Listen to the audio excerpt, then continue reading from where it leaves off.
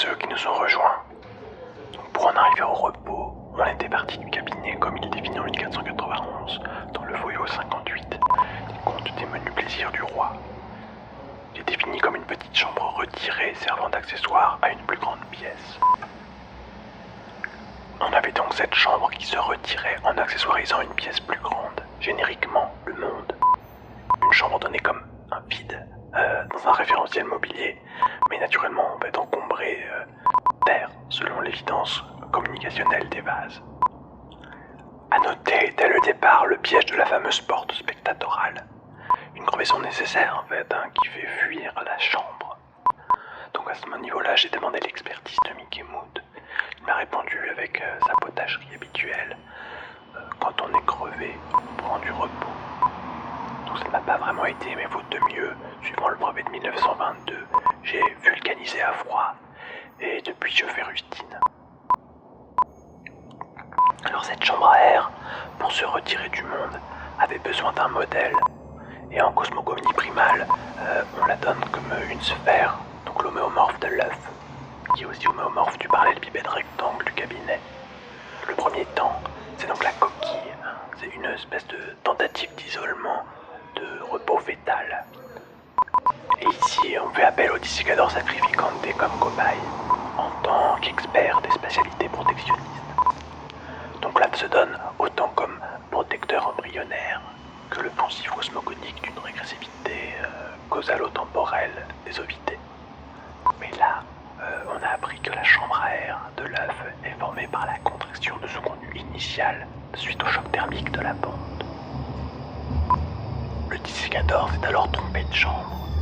S'il veut être embryonnaire, il doit aller dans la vésicule germinative. Le petit de poule utilisera et respirera cet air juste avant l'éclosion. Ici on prend du retard ou de l'avance en notant que le repos de la chambre à air de l'œuf va être l'introduction cosmogonique du repos chez le petit de poule. Et c'est le moment où on a dû découper une fenêtre stérile dans la coquille pour observation. Mais l'isolation n'était pas fonctionnelle. La membrane laissait fuiter par vibration et l'air de la chambre était excité. On avait en fait une rupture subite de l'isolement, niant la chambre œuf comme espace du repos. On est donc passé au temps de l'audition du monde par une valvation intentionnelle. Ce qui revenait à donner à expérimenter empiriquement le monde en le concentrant en un point spatio-temporel donné, un événement. Pour la gestion des vibrances, on a ouvert une valve qui maintient la pression entre la chambre et son extérieur. Elle sera dite sphinctérienne, car dotée d'un fonctionnement non pas mécanique, mais intentionnel, gérant les pénétrations et les éjections. Elle déplace notre ancienne chambre à air de l'œuf vers le monde et donne la vésicule germinative comme une nouvelle chambre sous la protection de la valve. Mais c'était compté sans le second temps du trouble du repos, la fuite lumineuse.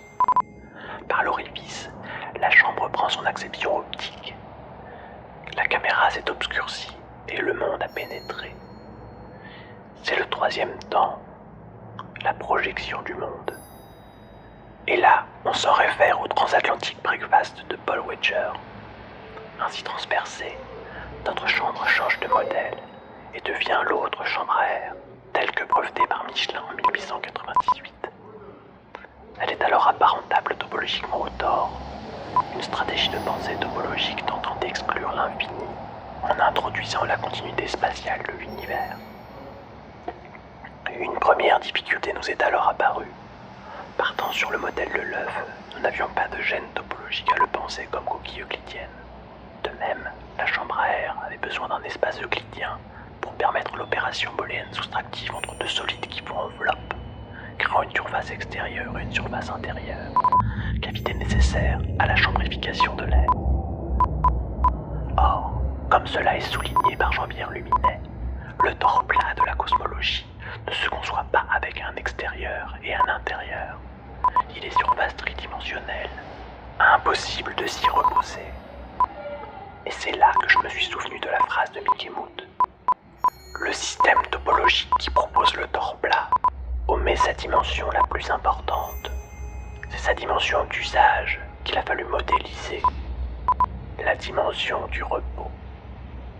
En effet, si le corps plat est, ce n'est que pour pallier un autre paradoxe, celui de la pensée régressive d'un univers fini, et à l'inquiétude de la pensée de l'un et du tout. La dimension du repos est un modèle validant pour l'expérience sensible et non écrasant pour l'expérience intellectuelle. Une dimension fondamentale est nécessaire pour se reposer dans la chambre à air. On note au passage ce qui semble être une réponse au paradoxe covidé, qui poserait ici une boule qui arrive après l'œuf par une métaphysisation tubulaire procédant de l'alignement bouche-gorge du pavillon et de la juxtaposition gorge-anus de la valve. Il n'en est rien. En revanche, la tubularité s'est imposée comme l'histoire de l'œil. L'œuf prépare l'anus à sa pénétration par le globe oculaire. On a donc eu besoin d'un temps 4, la relativisation. On a alors dû courber la lumière vers la crevure, le point d'entrée de son réceptacle visionneur. L'autre spectatoral, vous. Pour arriver à votre œil, on a donc procédé à un décollement de la rustine et facilité la jonction anus-œil. On utilise ici un dispositif optique pour accélérer la courbure du continuum. Le repos n'est pas suffisant en termes de relativité. La chambre reste homéomorphique, mais la nature du trou, le tube en négatif qui la traverse, devient lacanien. Sa topologie, loin du tort plat, nous a amené au temps 5, l'altérisation. C'est en fait le nouage du sujet dans l'autre spectatoral. Que ce soit par le trait unaire, prélevé dans la sphère de l'œuf par sa mère poule avec le langage, par le phallus, par le signifiant du manque dans l'autre, c'est toujours du repos, par la validation du manque dont il est question. Ainsi, Lacan vide la chambre et se repose dans le trou. On note que j'avais déjà pris mon repos rustinien pour laisser place à l'entrelac des torts. Mais l'altérisation n'est qu'un repos temporaire qui est paradoxalement moins confortable que sa version dézonée. L'enveloppe torique de l'altérité et l'entrelac ne sont qu'une extrapolation de la chambre du repos projectif après relativisation pour singulariser dans l'exemple une expérience du monde comme transperçant la chambre. Par l'extension du tort virtuel de l'altérité au monde, on le garde clampé dans la chambre. Le tort-monde devient un nouvel œuf non sphérique, révélant l'échec de cette homéomorphie en tant que rompu par la chalasse qui est nécessaire à la suspension du nucelle. Le monde conserve ainsi sa continuité spatiale torique, dans laquelle on va venir soustraire booléennement le tort de la chambre. Le rapport œuf-poule n'est ainsi plus causal, et la régression trouve son repos topologique. C'est le contre-tort qui, comme inversé, et sa dimension repos passe alors à l'extérieur. Il reste vide, car son espace interne n'étant plus repos, n'existe pas dans la dimension repos. On soustrait un anneau pour marquer son union au monde. On universalise le repos, et le monde devient sa propre chambre nuptiale.